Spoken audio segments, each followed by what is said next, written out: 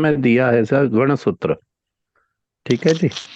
तो काशिका में ये स्पष्ट हो गया है, ये पथिन जो प्रतिपर दिए। सम अनुभ्यो क्षण है।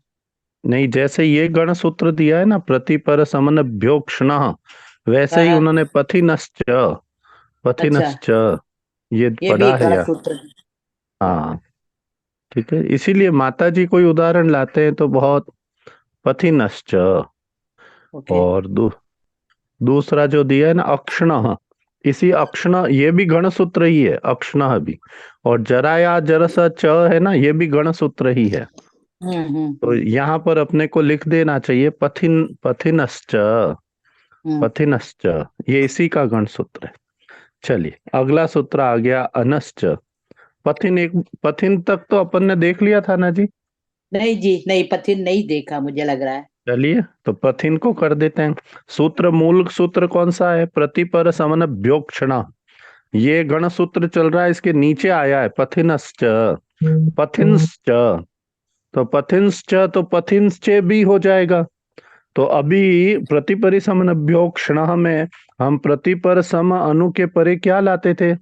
अक्षी। हाँ, तो अक्षी लाने पर क्या हो जाता था? टच हो जाता था ना। अच्छा, हाँ जी। हाँ, वैसे ही क्या कीजिए, अब देखिए पथिन, तो पथिन की और प्रति का है, तो प्रति, पृथ्वी। हाँ इसी में पंक्ति देखते रहिए। तो प्रति प्रथम की सिद्धि अपने को कराएंगे। तो बताइए पथिन के परे प्रति है, टच। पथिन और प्रति। तो सारी प्रक्रिया हम कर चुके हैं, पूर्व निपात किसको होगा? प्रति प्रति। ठीक है। प्रति को। हम्म। हाँ, और पथिन तो अब अपने को यदि टच करना है तो टच किसके साथ जुड़ेगा? पथिन। प्रातिपदिक प्रतिपदिन के साथ। हाँ, पथिन के साथ, पथिन प्लस हाँ, अम प्लस सॉरी, टच पतिन प्लस के साथ, प्रति। पतिन के साथ। अब सुबलुक करके और पूर्व निपात पर निपात करके अपने पास क्या जी। बता? प्रति प्रथिन प्लस टच। अब अच्छा। यहाँ सावधान होने की बात है। यहाँ तक की बात तो स्पष्ट है ना, प्रति जी। पथिन प्लस टच। अब देखिए, आपको जी। याद हो तो पिछली कक्षा में नारायण जी सर का एक प्रश्न था हम्म। कि ये समासांता को कैसा प्रत्यय हम माने।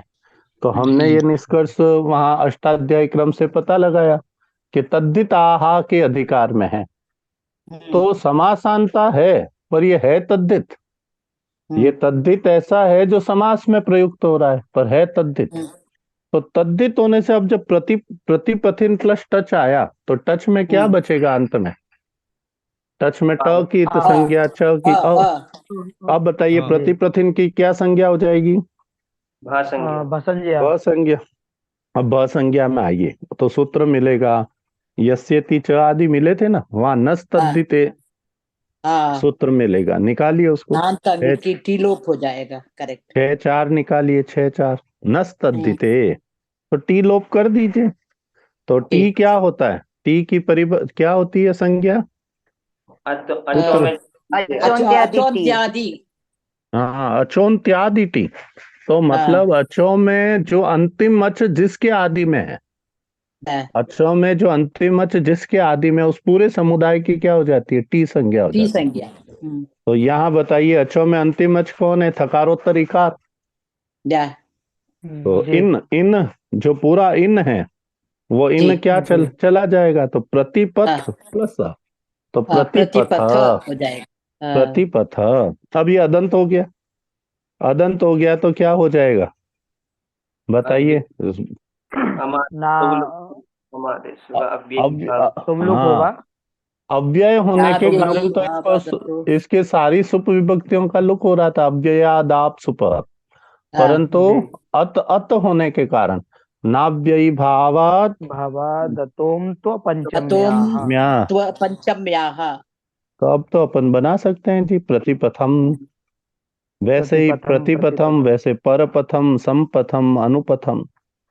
ठीक है अच्छा, जी। अनिल जी, मेरा एक जी। प्रश्न है, सॉरी, मतलब ये बार बार आता रहता है, पर भी मेरे मन में इसका वो क्लियर वो नहीं, एक्सप्लेनेशन नहीं है। एक देश विकृतम अनन्यवत परिभाषा से इसे प्रातिपदिक मानना, तो एक देश विकृतम अनन्यवत, इसका मतलब क्या होता है? मतलब चलिए देखिए, आप इसकी 2 बार प्रातिपदिक संज्ञा कर रहे हैं। इस जो प्रक्रिया है ना समास की, हाँ, हाँ, सबसे पहले क्या करते हैं, जैसे ही आप उसको समास संज्ञा कर देते हैं जी, तो वहां पर क्या होता है वेदा जी, कि हम हाँ, अलौकिक विग्रह वाक्य की समास संज्ञा करते हैं। उसमें क्या क्या जी, होता है, पूर्व पद, अ, पूर्व पद पूर्व पद, परपद, अपनी सुप और विभक्तियों के सुप सहित, विभक्तियां और सारी, हाँ प्लस जी, यदि समासांत है तो समासांत। करेक्ट, करेक्ट, इस पूरे समुदाय की आप क्या करते हैं, कृत तद्धित समासाश्च से। समास प्रातिपदिकम हो गया। प्रातिपदिक। अब बताइए, अब आप जैसे ही इसको प्रातिपदिक संज्ञा करते हैं तो यहाँ हाँ, आप क्या कर देते हैं, सुपो धातु प्रातिपदिकयो हो लगा देते कयो हैं। से सुप्लुप कर देते हैं। अब जब सुपलुक कर दिया और पूर्व हाँ, निपात पर निपात करके आपने सब जोड़ दिया, प्रक्रिया कर जी, दी, ठीक है करेक्ट, ना। अब जब इसको वापस देखा तो ये तो समास है, हाँ, समास है ना, तो समास होने के कारण इसकी क्या होती है, प्रातिपदिक फिर संज्ञा हो दोबारा गई। एक बार प्रातिपदिक हो गया है। अच्छा, अब बताइए, हाँ, जो पूर्व में प्रातिपदिक संज्ञा की थी उस समय तो हाँ, उसमें हाँ, और भी बहुत सारी चीजें जुड़ी हुई थी, जी, अब वो नहीं है, फिर भी इसकी प्रातिपदिक संज्ञा कर रहे हैं। तो वो कहते हैं, जैसे हाँ, कुत्ता होता है, उसकी पूंछ कट जाए तो तो भी एक कुत्ता ही देश कहलाता है। विकृत होने अच्छा, पर, छिपकली ओके, ऊपर चल रही है, उसकी ओके, पूंछ कट के गिर गई तो भी वो छिपकली है। वैसे अच्छा, ये जो पूर्व में प्रातिपदिक संज्ञा की थी उसमें हाँ, से हाँ, एक देश या अथवा 2 देश इसके हिस्सा विकृत हो गया है, फिर भी ये हाँ, हाँ, कहलाएगा तो प्रातिपदिक ही है। प्रातिपदिक, अच्छा, अब समझ आए। Thank you, thank you. ठीक है मतलब जी। दो से अधिक प्रातिपदिक, नहीं दो नहीं, 2 बार प्रातिपदिक संज्ञा कर रहे हैं, दो और बार दोनों में प्रातिपदिक, अंतर आ रहा है, क्योंकि सुपो धातु प्रातिपदिक इन बिटवीन लग जाता है। तो हम्म, सुपो धातु प्रातिपदिक उसके अलौकिक विग्रह वाक्य में से सुप विभक्तियों को ले गया, हम्म, तो फिर उसमें से सुप विभक्तियां तो अब नहीं है, तो दोनों की प्रातिपदिक संज्ञा कैसे हो गई, इसलिए हो करेक्ट, गई एक देश विकृतम अनन्यवत। ठीक है, हाँ, चलिए। अनश्च, अनश्च कहाँ बैठा है जी, 54108, 54 आ गया, मतलब क्या समझेंगे, समासांत, समासांत। समासांता। तो ये समासांत है, निकालिए, 54 देखना चाहिए, सूत्र आते ही अष्टाध्यायी खोलिए, तो 54 खोल अव्ययी लीजिए। भावे शरत प्रभृतिभ्यः और अनश्च। अनश्च, अनश्च आ गया, ऊपर से अव्ययी भावे शरत प्रवृत्तिभ्य, ऐसा सा ऐसा, तो अव्ययी भावे की अनुवृत्ति है, तो अव्ययी भाव में अनश्च कह दिया। तो अव्ययी समास में जो अनंत प्रातिपदिक है, ये अनंत प्रातिपदिक के बारे में आपने कहाँ पढ़ा, कौन से सूत्र से पहले पढ़ रखे हैं सुप प्रक्रिया में। अनंत प्रातिपदिक, नान्त, वो वाला कौन सा है? अनंत कह रहा हूं, नान्त नहीं, अनंत। अ, अनंत, अरे बहुत प्रसिद्ध सूत्र हमने पढ़ा हुआ है, ओहो, भ संज्ञा में आता है, सुप ओ, प्रक्रिया की भ संज्ञा में आता है, वहीं से तो अन्न की प्रक्रिया शुरू होती है। बताइए आप लोग। अरे जी, जी, अल्लोपो नहा, अल्लोपो, हाँ, ओ, राजन, राजन करते थे ना अपन, राजन। जी, जी, जी, जी, आप अल्लोपन है, राजन, राजन से कैसे रूप बदल जाता था, राजन से रूप बदलने का मतलब ही तो जी, यही, ऐसे ही होता था वो। जी, जी। ठीक है, चलिए, तो आ जाइए, अना अना है, अल्लोप, अना है, अच्छा, चलिए। हाँ, अरे वो केवल अपन को इसकी सिमेट्री देख रहे हैं कि अपन इसके बारे में पढ़ चुके हैं। अनश्च, हाँ, सूत्र क्या है, अनश्च, तो क्या हो गया। अब देखिए सूत्र का सामान्य अर्थ, अव्ययी भावे की अनुवृत्ति है, समासांता का प्रकरण चल रहा है, तो अव्ययी भाव समास में जो अनंत प्रातिपदिक हैं, ठीक है ना, उसमें भी समासांत टच प्रत्यय होता है, तो राज्ञः समीपम, राज्ञः समीपम। अब प्रश्न क्या आता है, राज्ञः समीपम आप कर रहे हैं तो अन तो दिख ही नहीं रहा है, अन तो नहीं दिख रहा है, नहीं दिख रहा ठीक है है। ना, तो वो अन यहाँ, ये सूत्र याद हो तो दिख जाता है, प्रक्रिया याद हो तो राज्ञः वास्तव में क्या है, तो राज्ञ क्या, राजन, राजन, वाह जी वाह, तो राजन है वो, ठीक है ना, उसमें जो वो अ होता है ना वो चला जाता है, वह अ चला जाता है तो ज और य मिलता है उसमें, मिलके राज्य बन गया। हाँ, राज्य। बस यही इसीलिए मैंने पूछा था। तो अच्छा। राजन प्लस ngस प्लस उप आ गया। हाँ, अब मैं थोड़ा सा एक दो स्टेप फास्ट चल सकता हूँ ना पहले की अपेक्षा? ठीक ठीक। नहीं, सभी का मत है ना, इसमें सहमति हाँ है? जी जी। हाँ, क्योंकि जी हमने जी प्रक्रिया में पर्याप्त बार इसको प्रक्रिया को किया है। तो अब जी थोड़ा सा तेज चलना चाहूंगा। तो देखिए, अब पहला स्टेप तो पूरा बोलना पड़ेगा। ये क्या हो गया? राजन प्लस ngस प्लस रस समीपम के प्लस स्थान पर उप आ गया। उप अब यहाँ पर टच लगा दीजिए, तो राजन प्लस ngस प्लस टच प्लस टच उप। प्लस उप क्योंकि पूर्व निपात किसको होगा? प्रथमा निर्दिष्टम समास उपसर्जनम से। तो हाँ, उप, उप को अब ngस का लोप कर दिया, तो हाँ, उप राजन राजन प्लस इस पूरे की समास संज्ञा कर दी। ठीक है हाँ, ना? अब राजन आ गया। जी तो अब देखिए, वही वापस याद कीजिए, टच कैसा है? समासांता में पढ़ा गया, तद्धित है। हाँ, तद्धित है। हम्म, तो तद्धित अ बचा, तो अ के निमित्त से इसकी क्या हो गई? भ संज्ञा। भ से वह नस संज्ञा तद्धित आ गई। नस तद्धित है। जैसे नस अन का तद्धित। टी का लोप हाँ, ठीक है ना? तो क्या हो जाएगा? अन उपराज। का लोप हो गया, राज। उपराज। उपराज बन गया। देखिए, राजन जी के कितने स्वरूप बदल गए।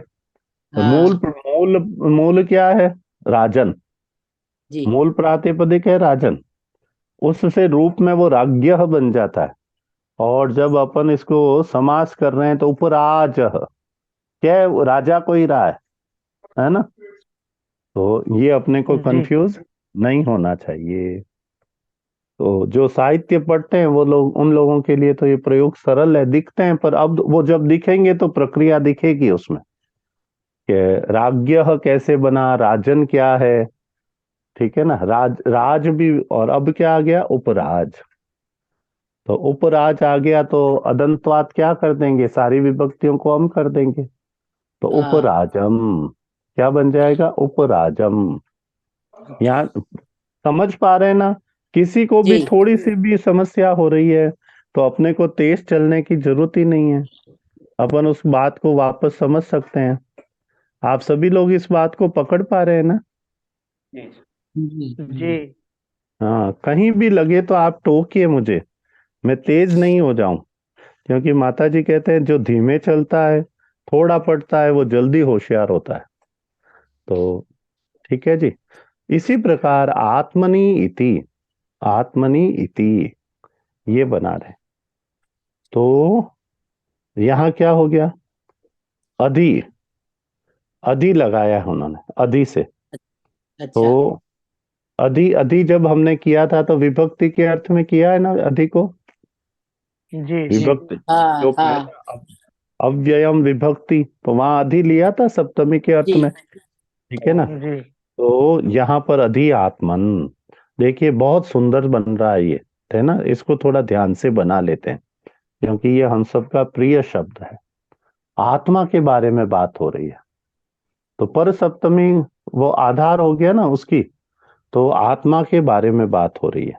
तो क्या कहते हैं? अधि आत्मन। अधि आत्मन से अब ही अनस, अब आत्मन जो कैसा है? वो अनंत हो गया ना? हाँ जी जी तो उससे टच लगा दिया, प्रक्रिया वही है। तो हम्म, अधि प्लस आत्मन और टच लग गया, तो अन अन चला गया, अनश्च से, सॉरी, नस तद्धिते से। हाँ तो अब क्या जी बचा? अधि आत्मा। आत्मा, अब आत्मा अधि अधि आत्मा आत्मा बचा। अब ई और आ में क्या हो जाएगा? ई जड़ और आ, संधि। अध्यात्म इको ही इको होना होनी चाहिए। चाहिए अध्यात्म, अध्यात्म। ठीक है ना? तो अध्यात्म क्या जी है? अध्यात्म की बात बता दी उन्होंने। तो आत्मा आत्म, आत्म, अध्यात्म मतलब आत्मा के विषय में आत्मा के विषय में।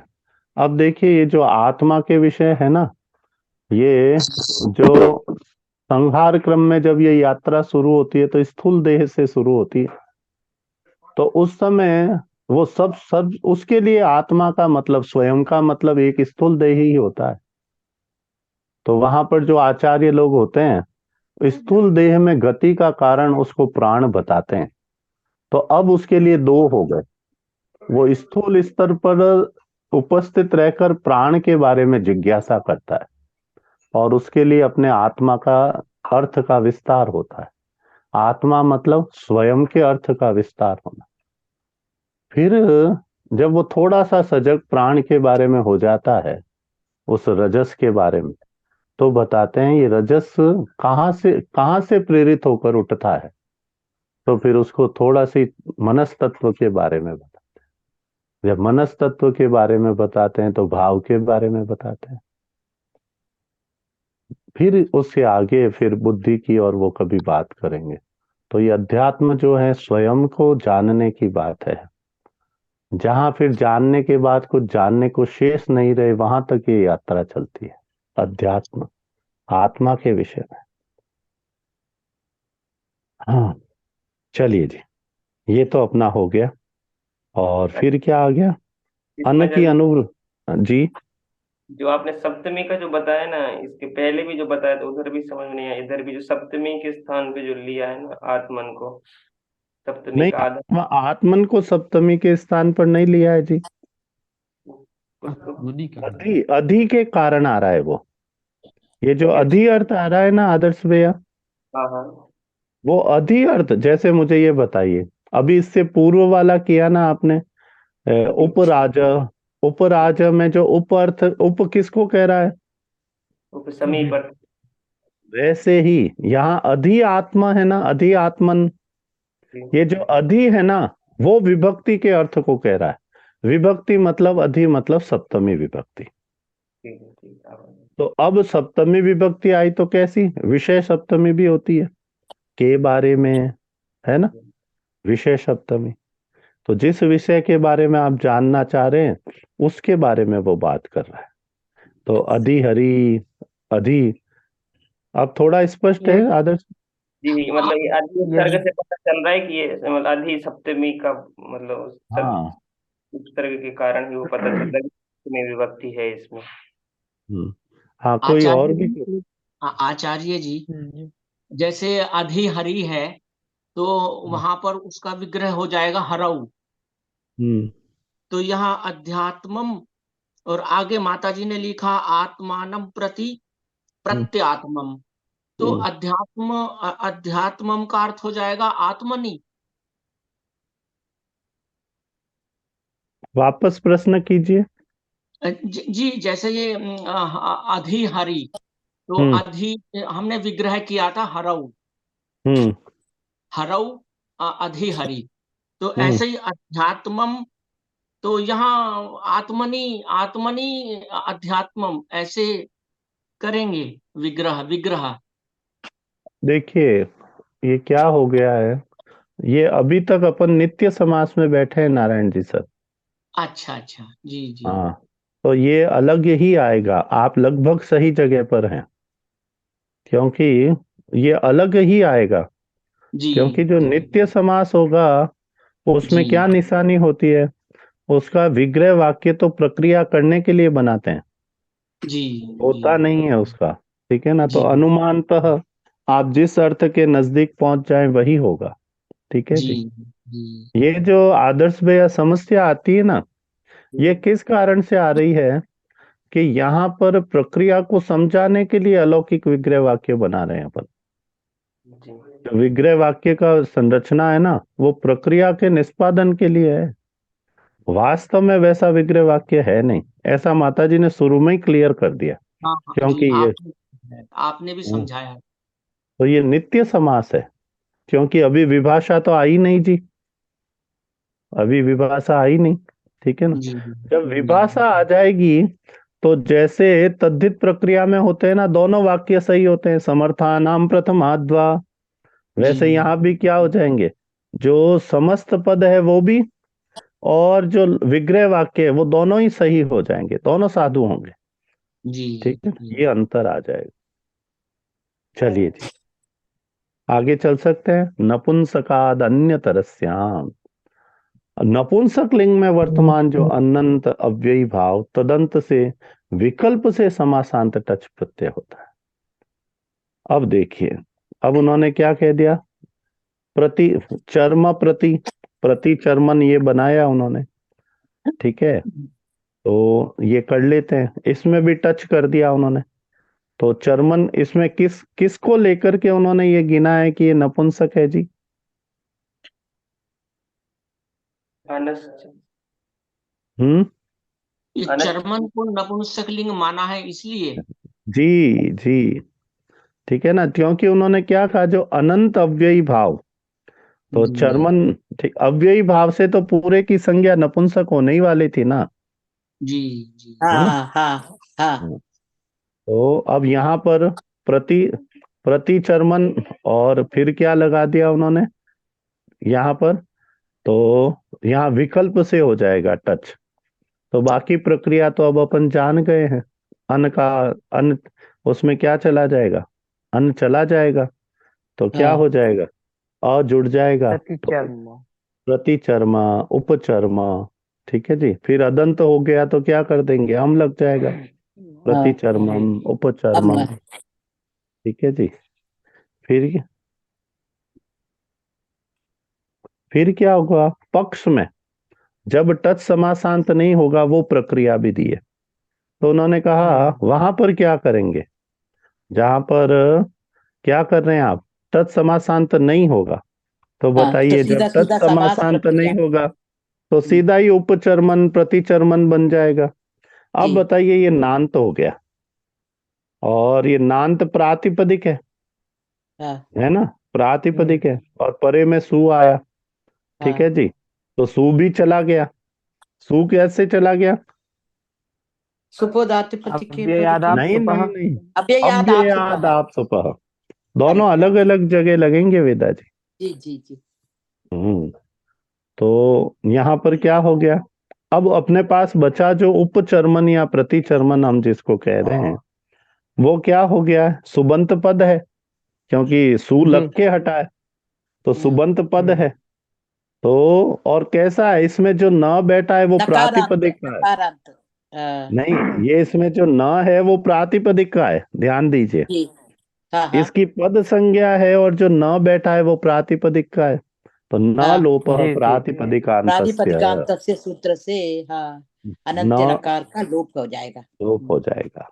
तो यहाँ पर भी क्या बन जाएगा, उपचर्म। प्रतिचर्मा कर्मा वहां उपचर। उपचर्मम बनेगा, ध्यान दीजिए, वहां जो हाँ सुबह पद बनेगा वो उपचर्मम बनेगा, प्रतिचर्मम यहाँ क्या बनेगा, उपचर्मा, ठीक है क्यों पर जी। यहाँ पर भी तो अव्यय है ना आपका।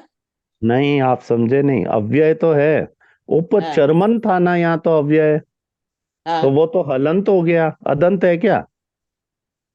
नहीं तो वहां यहाँ तो अब जब, उपचर्मा।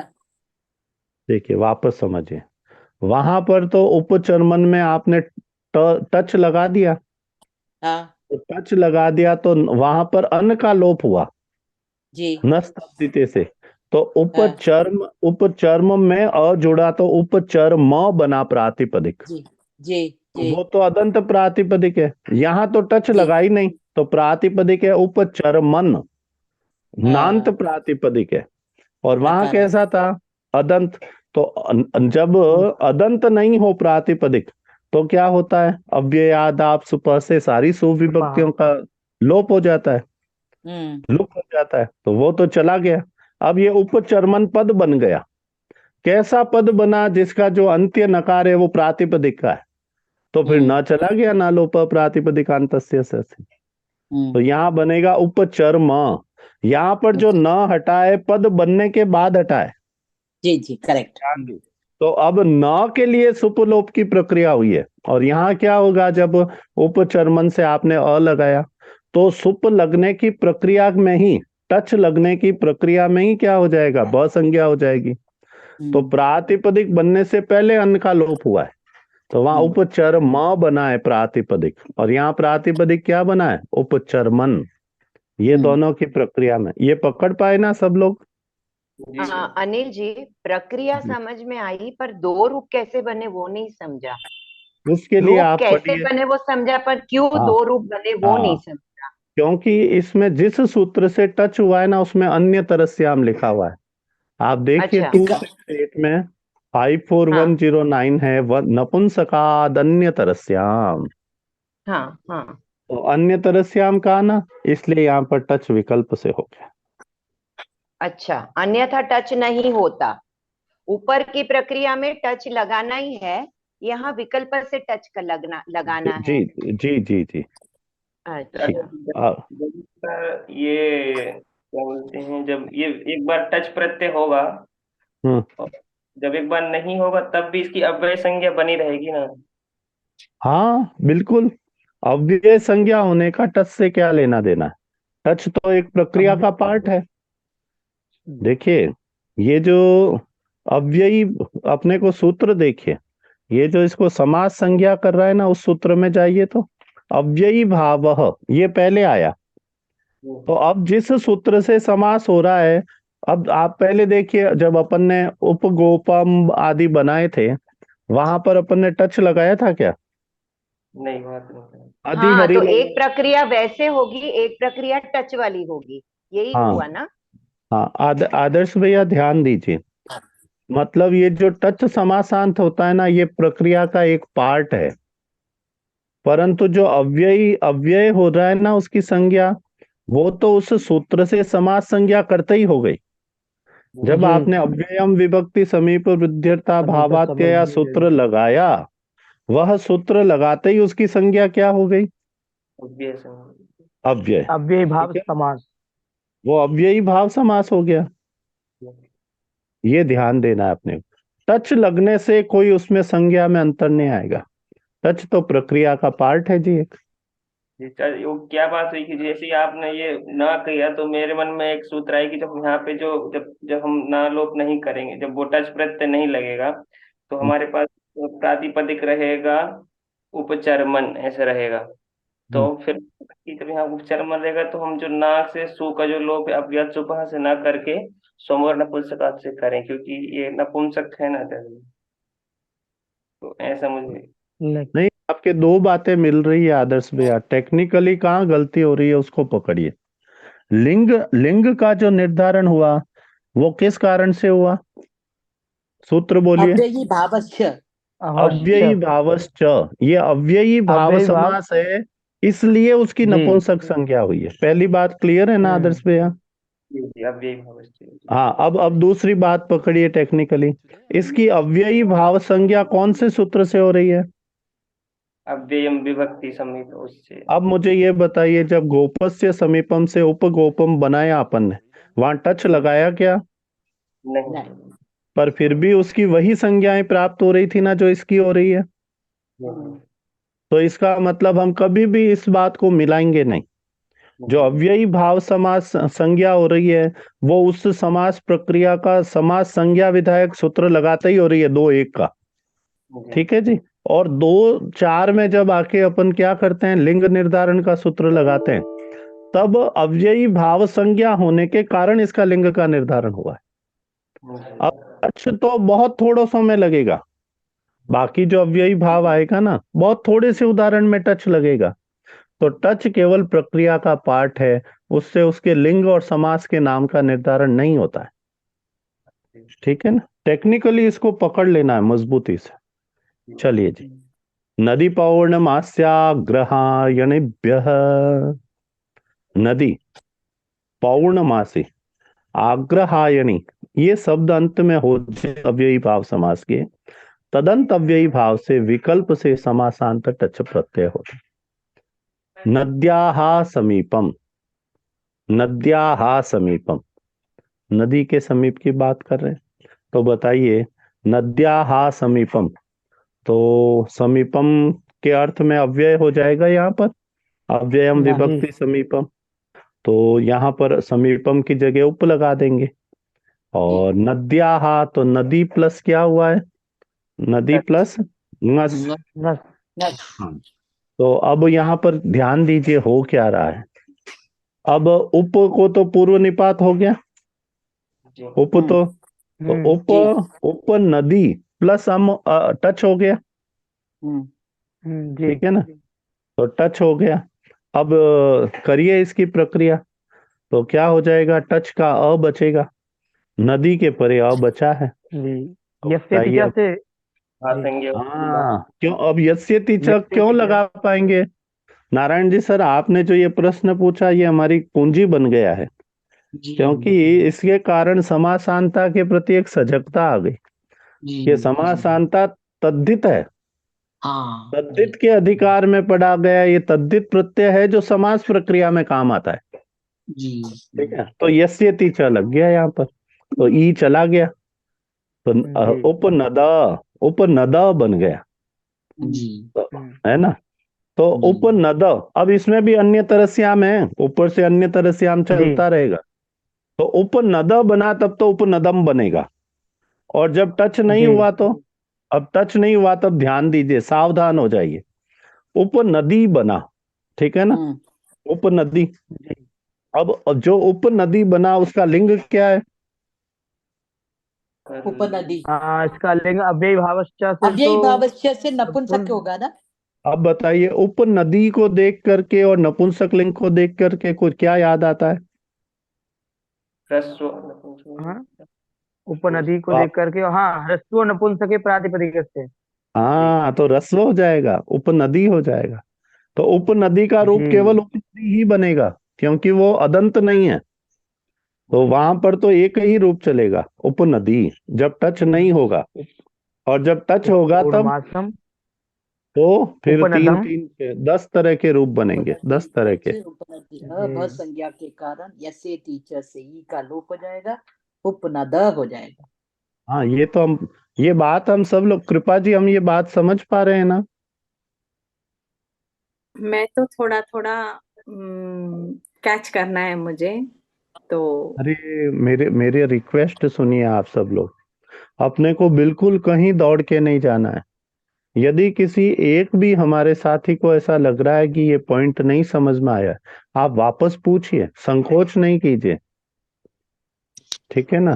तो एक्चुअली संकोच, मैं वही आपसे लास्ट वीक पूछना चाहती थी कि हम अव्यय एंटर करने से पूर्व जो किया है उसका थोड़ा एक रिवीजन कर ले क्या, पर सब सहमत थे अव्यय एंटर करने के लिए, तो मैं चुप हो गई। चलिए अब आप ध्यान दीजिए, कृपा जी, अपन स्टेप करेंगे और कोई नहीं बोलेगा अगले 2 मिनट तक।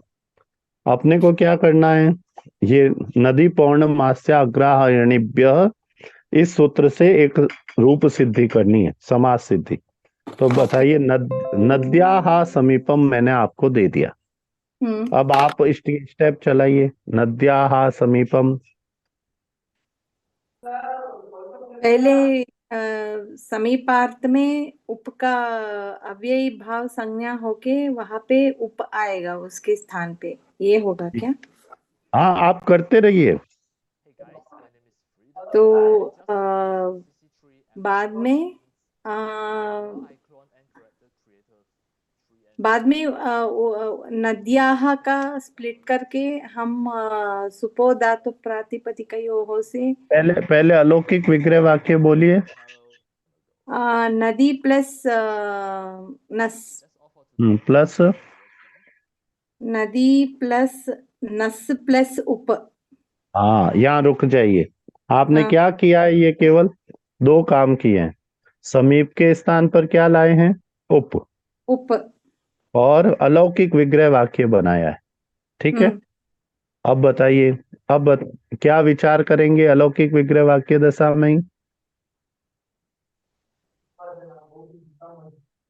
यानी कि इसका समासांताः से समास संज्ञा हाँ, क्या? नहीं, ध्यान दीजिए, समासांता से कोई समासांत प्रत्यय तो नहीं लग रहा है, ये विचार करेंगे। तो हाँ, यहाँ समासांता का सूत्र बोलिए, यहाँ पर नदी शब्द आया ना, नदी हाँ। के कारण बोलिए। तो नदी पौर्णमास्याग्राह्य यानिभ्यां भ्यः, ये अग्राह्यणिभ्यः, अग्राह्यणिभ्यः, ठीक है ना। यणिभ्यः, हाँ, तो इससे इसको क्या मिल जाएगा? समास संज्ञा मिल जाएगा। नहीं नहीं नहीं नहीं, इसको समासांत प्रत्यय मिलेगा। हाँ, समासांत प्रत्यय मिलेगा। ओके समासांत प्रत्यय मिलेगा। तो अब ओके। बताइए, इस समासांत टच को आप कहाँ बैठाएंगे? पूर्व में बैठाएंगे, यानी कि नदी के पास, हाँ, तो क्योंकि बैठा दीजिए। तो नदी शब्द कह रहा है ना, तो नदी के पास बिठाएंगे।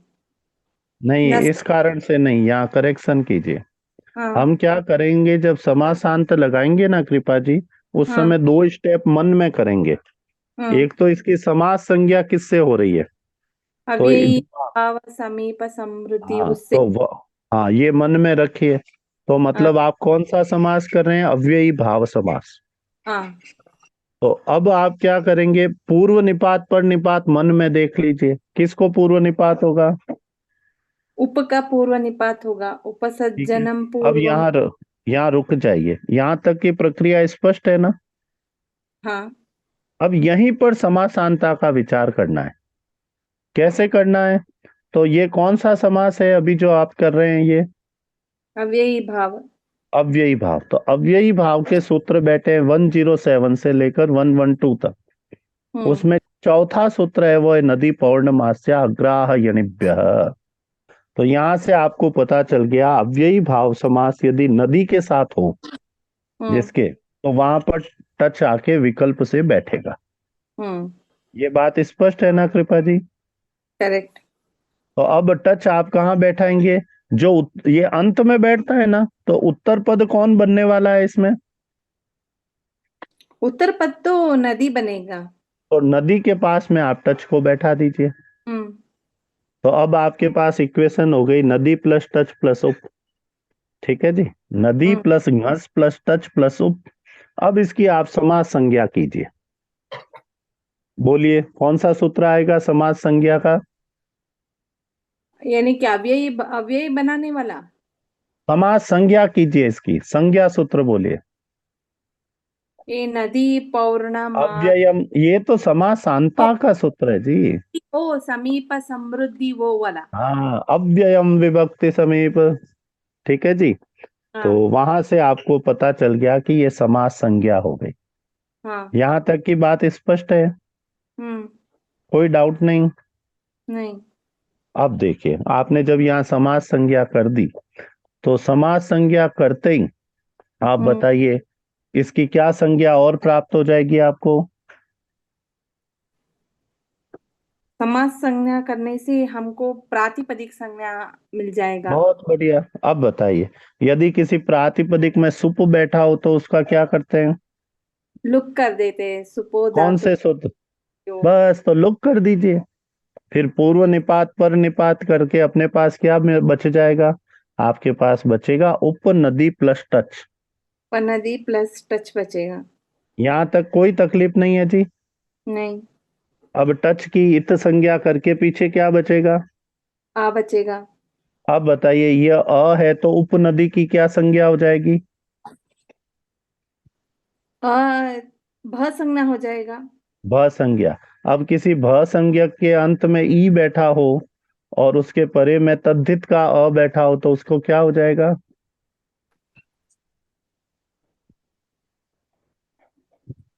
देखिए, वापस प्रश्न करता हूं कृपा जी। कोई हम्म तद्धित प्रत्यय के कारण किसी अंग की भ संज्ञा हो, हम्म किसी तद्धित प्रत्यय के कारण किसी अंग की भ संज्ञा हो, और हम्म। उसके अंत में अ ई बैठा हो, तो उसका क्या होता है। किसका, नदी का। नहीं भाई, आप उसमें नदी में कंफ्यूज मत होइए, मैं प्रश्न सीधा सीधा पूछ रहा हूँ। कोई ओके। तद्धित प्रत्यय है, यकार आदि अथवा अजादि असर्वनाम, तो हम्म उसके अंग की क्या संज्ञा होगी, भ संज्ञा। हम्म। ऐसा जो भ संज्ञक अंग है उसके अंत में अकार अथवा इकार बैठा है, तो उसका क्या करेंगे, उसका लोप कर देंगे। कौन से सूत्र से कर देंगे। ये से तीछा से नहीं करेंगे क्या। उसी से करेंगे, आप कंफ्यूज क्यों हो रहे हैं, आपको आता है ये। तो अब बताइए, उपनदी का ई चला जाएगा ना। हाँ। तो उपनद अब बन और अ बच। उपनद प्लस अ, तो उपनद बन गया ना। हाँ। ये तो आपने ही बना दिया जी। ओके। हाँ, इतना ही सरल है। ये अब देखिए, अब थोड़ा सा रुक जाइए। उपनद बना, ये कैसा प्रातिपदिक बना। अदंत प्रातिपदिक बना। तो अब इसके रूप कैसे चलेंगे। राम की तरह। नहीं नहीं नहीं नहीं नहीं नहीं, इसके रूप कैसे चलेंगे? ये अव्यय है, अव्यय है, नपुंसक लिंग है। पुंसकलिंग तो है। तो क्या हो जाएगा? वही ना नदम। अव्ययी भावाद अम हो जाएगा, आ जाए। उपनदम, है ना। तो अब अब कृपा जी एक स्टेप और बता दीजिए बस, तो मैं फिर आपको रिलैक्स कर दूं। उपनदी, उपनदी में टच नहीं हुआ है, उपनदी में टच नहीं हुआ। तो बताइए जो उपनदी बना है, इसकी इसका लिंग कैसा है? ये तो स्त्रीलिंग है, नदी। अरे नहीं जी, उपनदी कैसा समास है? उपनदी फिर भी वो अव्ययी समास ही होगा ना। अव्ययी हाँ समास है। अब हाँ, बताइए अव्ययी समास है, अव्ययी भाव समास की लिंग क्या होता है? नपुंसक होता है। अब बताइए किसी नपुंसक लिंग के अंत में दीर्घ स्वर बैठा हो तो उसको क्या हो जाता है? उपनदी बैठा है ना, उपनदी हमने पढ़ा था। नपुंसक लिंग का जो प्रातिपदिक होता है वो कैसा ही हो जाता है?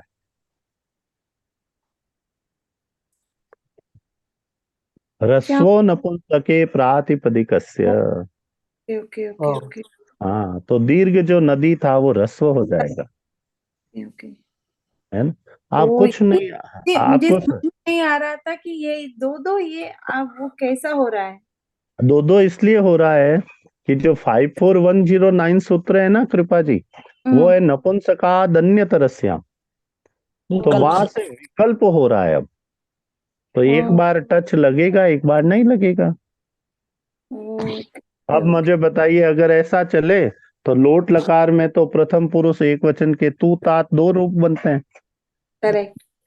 है ना। फिर ही तात दो रूप चलते हैं, तो हम्म। अपन दोनों बनाते थे ना। तो करेक्ट। उससे लोट लकार थोड़ी बदल जाता था। नहीं नहीं। ऐसे यहाँ टच लगने से उसका अव्ययी भाव कुछ नहीं बिगड़ेगा। टच लगेगा तब भी वह अव्ययी भाव समास होगा, टच नहीं लगेगा तब भी अव्ययी भाव समास होगा। टच का एकमात्र प्रक्रिया का अंग मात्र है। हम्म समास की प्रक्रिया के जो 15 स्टेप बताए मां ने, उसमें से एक स्टेप ये है समासांत। हम्म। बाकी 14 स्टेप दूसरे हैं जी। तो करेक्ट। देखिए आपको तो प्रक्रिया लगभग आ रही है, केवल आप एक बार उसको कर लीजिए, पढ़ लीजिए। और ज्यादा मत पढ़िए, मैं जो कह रहा हूं वो पढ़िए आज। आप क्या कीजिए, ये पेज पढ़िए केवल, नपुंसकादन्य तरस्याम से। ओके वो पृष्ठ पढ़ेंगे तो आपका तो रिवीजन हो जाएगा जी। ठीक है जी। ओके। हाँ, कल बहुत इंपॉर्टेंट सूत्र हम करने वाले हैं, गिरेश च सेनकस्य। ठीक है जी। तो ये अपना समासांत अव्ययी भाव का समासांत माँ पूरा करवा देंगे। तो जब भी नेक्स्ट अपने अभ्यास होगा तो हम उसको करेंगे। और कोई भी संकोच मत कीजिए, माँ का स्पष्ट कहा हुआ है कि अपने को कहीं अनिल जल्दी चलने की जरूरत नहीं है, धीमे धीमे चलना है और बहुत ठोस चलना है। और बाकी सबका रिवीजन ही होता है। यदि किसी एक व्यक्ति का प्रश्न होता है और दूसरों को वो समझ में आया हुआ हो तो उनका पक्का ही होता है, उनको दोष नहीं है। तो अभ्यास अच्छा से हुआ आपने इनका प्रश्नों से आपने जो क्लेरिफिकेशन दिया है ना, बहुत हाँ, अच्छा हुआ है हम लोगों के लिए। तो देखिए कृपा जी सभी लोग आपके लिए थैंकफुल हैं। तो मैं हम्म मैं तो वो लास्ट लास्ट स्टूडेंट हूँ ना तो अरे मैं तो खुद ही लास्ट हूँ जी, आप क्या कर, तो अपन कर लेते हैं वो सब लास्ट। समासांता तो खुद ही लास्ट वाला है, तो अपन इसमें क्यों लास्ट में, है ना। तो ये देखिए लास्ट जब नहीं होता है ना तो कोई कार्य पूर्ण नहीं माना जाता है। ये वाक्य में विराम चिन्ह जब तक नहीं आता है तब तक वाक्य को अशुद्ध ही माना जाता है। तो लास्ट बट नॉट लिस्ट। तो हम सभी लास्ट वाले ही हैं जी। आज आप लास्ट वाले हैं, कल कोई और होगा। संकोच नहीं कीजिए कोई भी, कितनी भी बार पूछने में संकोच मत कीजिए, क्योंकि अभ्यास में पुनरुक्ति वरदान होती है। केवल वो अभ्यास में ही पुनरुक्ति वरदान होती है। तो आप सभी का बहुत बहुत धन्यवाद और आभार, धन्यवाद। प्रणाम आप आप सबको। प्रणाम धन्यवाद करते अनिल हैं, जी, धन्यवाद। प्रणाम। धन्यवाद प्रणाम। प्रणाम।